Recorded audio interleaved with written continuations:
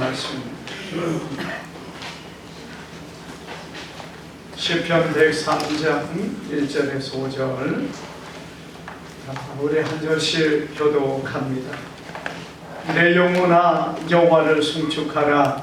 내 속에 있는 것들아 다 그의 거룩한 이름을 송축하라. 내 영혼아 여호와를 송축하며 그의 모든 은혜를 잊지 말지어다. 그가 내 모든 죄악을 사하시며 내 모든 병을 고치시며 내 생명을 바다에서 사하시고 인자와 공들로 간을 씌우시며 좁은 곳으로 내 소원을 만족하게 하사 내 청춘을 목숨같이 새롭게 하시는도다. 아멘. 우리 옆 사람과 그 인사합니다. 사랑합니다. 축복합니다.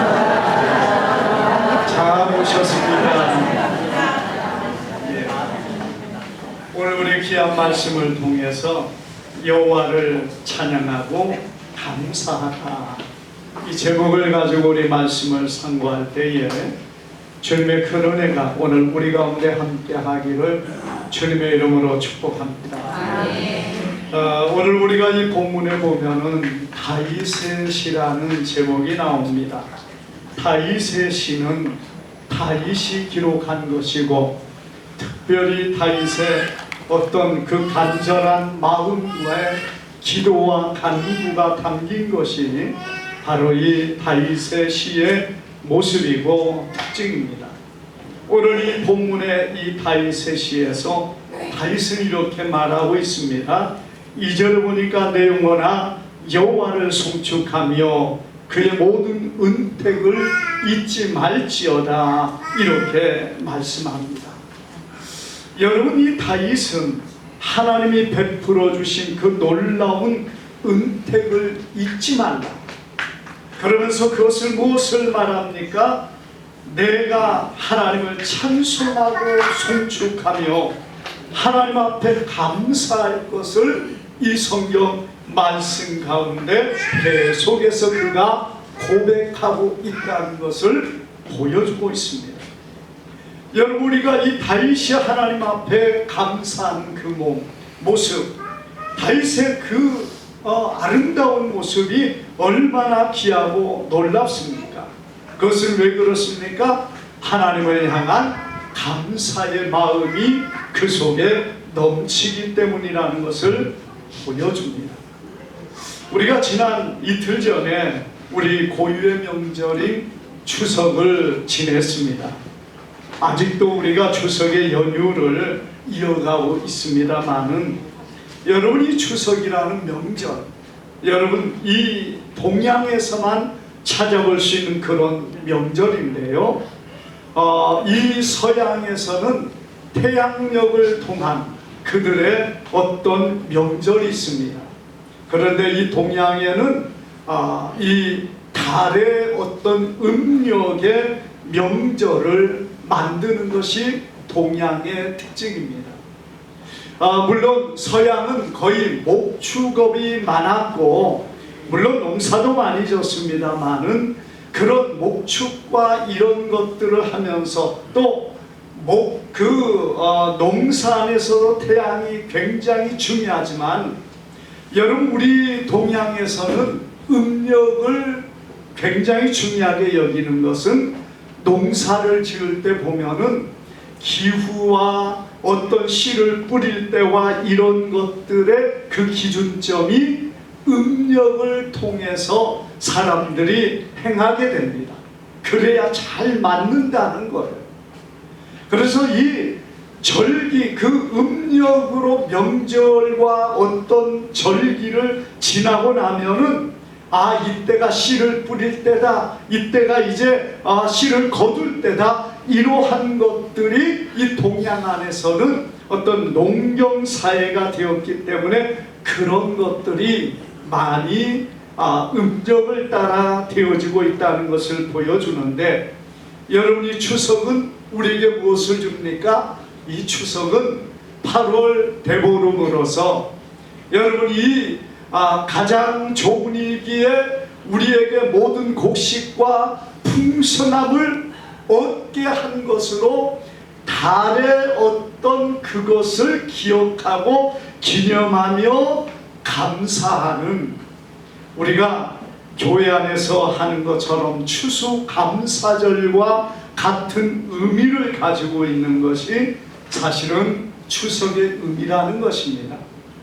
물론 오늘날에 우리가 이 추석이 사람들에게 있어서 다 그런 감사절을 지내고 그런 것은 아닙니다만, 오늘날의 추석의 의미는 귀한 가족과 부모와 형제를 만나고 기뻐하고 즐거워하는 그런 명절이 되었습니다마는, 그래도 사람으로서, 인간의 본분으로서 뭔가를 감사하고 기억한다는 그런 의미 아래서 이 추석이 그런 부분에서 사람들이 만들어졌다는 것을 볼 때에, 비록 하나님을 모르는 사람일지라도 무엇인가 우리에게 정말 영향력을 주는 많은 것들을 바라보며 감사의 마음을 표하는 그런 사람들의 모습이 추석으로 나타나고 있다는 것을 보게 됩니다. 그러나 여러분, 오늘 우리 안에서는 정말 우리가 감사해야 될 이가 누구겠습니까? 우리의 생사를 주관하시고 우리의 화복을 주관하시는 거룩하신 하나님, 온 우주와 만물을 창조하시고 주관하시는 그 하나님 앞에 영광을 돌려야 될 줄 믿습니다. 오늘 여러분, 이 다윗은 그런 의미 속에서 자신에게 주신 수많은 하나님의 은혜를 기억하며 몇 가지로 오늘 감사하는 그의 모습을 우리는 이 본문을 통해서 보게 됩니다. 여러분이 다윗의 감사가 어디에 있습니까? 첫째로 보니까, 여러분, 우리가 이 본문 2절에 보니까, 3절에 보니까 이렇게 말합니다. 그가 내 모든 죄악을 사하시며, 이렇게 그는 하나님 앞에 감사하고 있습니다. 여러분이 다윗도 범죄했습니다. 여러분, 다윗이 범죄했다는 말에 놀라지 않는 것은, 정말 다윗도 우리와 동일한 사람이기 때문에 범죄한 것은 사실입니다. 그러나 다윗의 시와 다윗이 광야에서 행한 하나님을 향한 그의 열정과, 그리고 하나님과의 그 하나된 삶을 살아가는 것을 본다면은 어떻게 다윗이 범죄를 했을까? 그게 정말 놀라운 일이 아닐 수 없다고 볼 수 있는 거라는 겁니다. 여러분, 얼마나 하나님의 은혜가 충만했습니까? 얼마나 다윗이 하나님의 말씀 앞에 바로 서려고 애를 썼습니까? 사울이 여러분 다윗을 죽이려고 쫓아다닐 때 하나님께서 사울의 생명을 2번이나 다윗에게 맡겨줍니다. 그럴 때 다윗이 그냥 잠자고 있는 사울을 창으로 찔러 죽이면 끝납니다. 그때부터는 고생 끝, 행복이 시작될 수 있는 거예요. 그런데 다윗은 그렇게 하지 않았습니다. 왜? 사울은 하나님의 기름 부음 받은 하나님의 소유이기 때문에 그를 죽이든 살리든 하나님의 손 앞에 맡겼다는 것입니다. 그래서 우리가 보면 다윗은요, 얼마든지 사울을 죽일 수 있는 2번의 기회가 있었어요. 이 사울이 그냥 골아떨어져서 잘 때 그를 죽일 수 있었다는 겁니다. 그런데 보세요, 다윗은 그렇게 하지 않고, 다윗은 그의 옷자락을 뺀 것도 그의 양심의 가책을 느끼고 괴로워했던 그런 모습을 성경은 보여주고 있다는 것입니다. 그것은 무엇을 말하고 있습니까? 얼마나 그의 양심이 깨끗하고 그의 마음이 얼마나 하나님 앞에 온전하게 서려고 애를 쓰고 있는가를 보여주고 있다는 겁니다.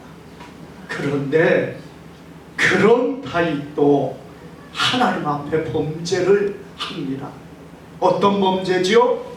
자기의 정말 사랑하는, 정말 자기를 위하여 온 생명을 다하여 충성을 하는 우리아라는 장군의 아내를 그가 그 음욕과 정욕으로 인하여 취하여서 그를 참으로 부정한 일을 행하게 됩니다. 여러분, 그뿐만 아니라 그 우리아를 군대에 앞장 세워가지고 적에게 맞아 죽게 하는 이 간교한 살인을 행하는 사람이 된 것이 다윗이었다는 거예요.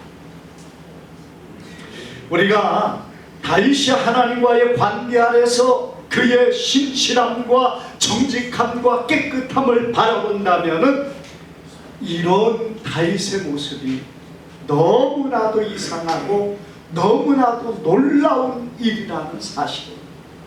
그런데 여러분, 우리가 정말 두려워해야 되는 일은 하나님께서는 범죄하는 그 자리에서 하나님이 우리를 막아주시고 범죄하지 못하게 만들고 하나님 앞에 떠나가지 못하게 하고 때로는 이단과 거짓된 것에 미혹당하지 못하게 만들고 막 하나님께서 역사에서 그렇게 하시지 않는다는 것. 우리가 범죄하고 악을 행할 때에 하나님은 때로는 내버려 두시고 방임하시고 그로 스스로 하나님 앞에 믿음으로 서기를 하나님은 원하고 있다는 사실을 믿으시기를 바랍니다. 여러분, 다윗 같은 사람에게도 얼마든지 하나님께서 성령으로 그의 마음을 찌르고 그리고 범죄하지 못하게 막을 수 있지만은 하나님께서 그러지 않았다는 것. 그래서 여러분, 우리가 세상을 살아가는 어떤 사람이죠, 아무리 은혜가 많고 아무리 기도를 많이 하고 아무리 성령에 충만하다고 할지라도 범죄하는 그 일은 여러분 오롯이 자신의 그 정말 마음 안에서 하나님 앞에 깨어있고 날마다 정신을 차리고 바로 서지 아니하면은 이런 미혹과 유혹에 넘어져서 범죄하는 자가 될 수 있다는 사실을 우리는 기억해야 된다는 것입니다. 여러분, 범죄하는 사람들이 자신이 범죄한 이것이 얼마나 큰가를 아는 사람이라면은 여러분 아마 사람들이 범죄하지 않을 것 같지만은 사실은 그렇지 않습니다. 죄가 커도 여러분 사람들이 미혹과 유혹 가운데 있으면은 그것을 이기지 못하는 존재가 우리 사람이라는 것입니다. 그래서 어떤 사람들은 끊임없이 그러한 죄 가운데 빠지면서도 자기의 죄가 얼마나 크고 하나님의 진노가 얼마나 무서운가를 알지 못하고 범죄하는 사람이 되고 있다는 것입니다. 사랑하는 여러분, 오늘 사실은 하나님 앞에서 어떤 사람이 그 죄의 무거움을 알게 되겠습니까? 하나님의 법을 아는 사람이 자기의 죄의 무거움을 알게 됩니다. 다윗은 하나님이 자신의 죄를 사하여 주시고 용서해 주셨다는 일에 너무나도 감격하며 그 일을 최고로 먼저 감사하며 하나님을 찬양하고 있는 거예요. 여러분, 다윗의 범죄가 크기 때문에가 문제가 아닙니다. 사실은 아무리 적은 죄일지라도 하나님 앞에 범죄는 반드시 징계와 저주를 받는 것이 죄라는 것입니다. 여러분, 죄를 범하면은 하나님의 진노가 없어지고 저주가 없다고 생각합니까? 죄는 저주를 불러일으키는 거예요. 저주니까 무서운 거예요. 여러분, 아무리 적은 죄도 그 죄 때문에 어떻게 됩니까? 영원한 저주와 멸망의 지옥에 들어가기 때문에 그렇습니다. 우리 예수님의 마태복음 5장에서 형제를 향하여 나가라는 자, 미련한 놈이라 하는 자도 지옥불에 들어가리라 이렇게 말씀하고 있어요. 하물며 여러분, 어떤 죄가 하나님 앞에 이건 아무것도 아니라고 여길 만한 것이 뭐가 있겠습니까? 우리가 하나님 앞에서 여러분이 죄가 무서움을 깨달아야 되고, 죄를 아는 자가 그래도 죄에서 멀어지려고 애를 쓸 줄 압니다. 물론 미혹에 빠지고 정욕에 사로잡히면 이런 것 저런 것 보이지 않고 자기의 끌림을 통하여, 욕심을 통하여 끌려가는 어리석은 사람이 되지만은, 그러나 여러분, 그런 죄 가운데서도 하나님을 기억하고 회개하고 돌이킬 때 오늘 다윗과 같은 용서함을 입는 기쁨과 즐거움과 감사가 그의 속에 있는 것을 믿으시기를 바랍니다. 아멘. 사실 다윗은 이러한 참으로 범죄의 자리에서도 하나님 앞에 얼마나 회개하고 돌이키고 하나님의 은혜를 구했습니까? 우리가 성경에 보면 그가 침상을 눈물로 띄운다고 말하고 있어요. 얼마나 눈물을 흘렸으면, 얼마나 하나님 앞에 간절히 기도했으면 침상을 눈물로 띄운다는 그런 표현을 사용하면서까지 자신의 죄를 회개하고 하나님의 긍휼과 자비를 구하는 그런 다윗이었다는 것입니다. 물론 여러분, 우리가 이 다윗이 그렇다고 해서 하나님 앞에 용서함을 받기만 한 것은 아니에요. 우리가 이 다윗이 하나님 앞에 특별히 하나님을 경외하고 하나님을 사랑하고 다른 일에 정말 하나님 앞에 힘썼기 때문에 하나님의 긍휼과 자비하심을 그 안에 베풀어 주신 것을 믿으시기를 바랍니다. 여러분이 다윗은 정말 하나님 앞에 하나님을 섬기려고 애를 썼기 때문에 하나님이 그런 기회를 주신 거예요. 그의 삶이 그러지 못했다면은, 하나님께서 그를 버렸다면은 다윗이라고 해서 하나님 앞에 은혜를 입을 수 있겠습니다. 사울이 하나님 앞에서 버림받았지 않습니다. 그는 하나님 앞에 회개하지 못했고 교만한 마음 속에 행하기 때문에 결국에 사울은 하나님이 버려버리셨고 그에게 회개의 기회를 주지 않았다는 사실을 성경은 보여줍니다. 그래서 회개도 하나님의 은혜입니다. 하나님께서 우리에게 깨닫게 하시고 알게 하심으로 우리가 회개하는 것도 하나님의 은혜이기 때문이라는 사실을 여러분 믿으시고, 내게 주어진 시간 속에 하나님 앞에 회개함으로 주의 긍휼과 자비하심이 우리 안에 넘치는 우리 모두의 삶이 되기를 축복합니다. 뿐만 아니라 오늘 우리가 이 다윗은 자신에게 하나님이 주신 은혜가 무엇이냐, 우리가 여기 말씀 가운데 보면은 하나님께서 내 모든 죄를 사하시고 내 모든 병을 고치시며 내 생명을 파멸해서 속량하시고 인자와 긍휼로 관을 씌우셨다, 이렇게 고백하고 있습니다. 여러분이 다윗이 고백하는 게 무엇입니까?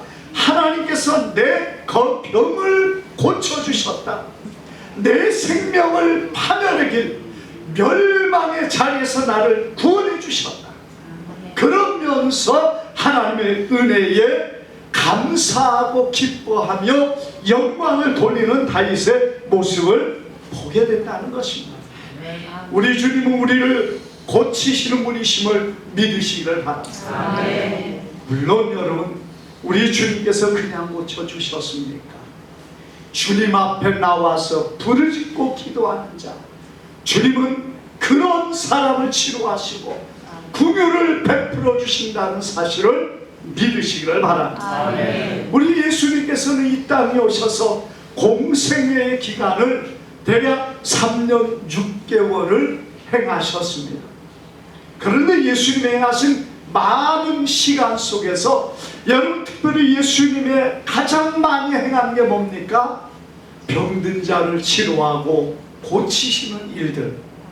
우리가 이 성경에 보면은 아마 3분의 2 정도는 그 일에 예수님께서 행하지 아니하셨을까 이렇게 볼 수 있다는 것입니다.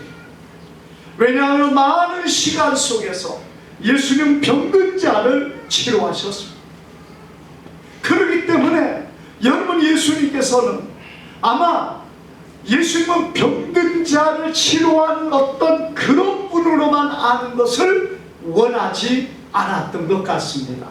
그래서 예수님은요 병든 자를 치료하고 눈먼 자를 고치시는 다음에 이것을 사람들에게 말하지 말라고 당부하십니다. 여러분 오늘날 우리가 보면은 아니 예수님 그거 좀 널리 알리셔야지 왜 눈먼 자를 고치시고 나서 사람들에게 말하지 말라고 하셨을까? 사실 예수님은 병든 자를 고치는 것이 주 사역이 아니기 때문에 그것 때문에 말씀을 가르치지 못하고 그것 때문에 다른 일을 하지 못하시는 그러한 일들이 되어질 것을 염려하심으로 주님은 때로는 그것을 감추시기까지 했다는 것. 그러나 여러분 이스라엘 백성들이 예수님의 행하신 일을 모릅니까? 어떻게 듣고 알고 예수님에게 몰려옵니다.